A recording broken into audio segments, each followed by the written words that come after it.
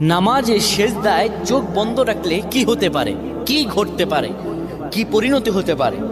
আমরা অনেকেই নামাজের সেজদায় চোখ বন্ধ রাখি। এটি আসলে আমাদের জন্য ভালো না ক্ষতি, এটি আমাদের জানতে হবে। নবী সাল্লাল্লাহু আলাইহি ওয়াসাল্লাম 532 নম্বর হাদিস সহিহ আল বুখারীতে বলেন, শোনো, তোমাদের মধ্যে কেউ যেন সেজদায় তার বাহুদয় যেন কুকুরের মতো না বিছিয়ে দেয়। অর্থাৎ এইভাবে অনেকে আমরা আছি, এইভাবে সেজদা দেই না।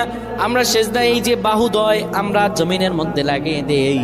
রাসূলুল্লাহ স্পষ্টত নিষেধ করেছেন এইভাবে যেন কেউ সেজদা না দেয়। এইভাবে যদি সেজদা দেয় আল্লাহর দরবার তার নামাজ কবুল হবে না।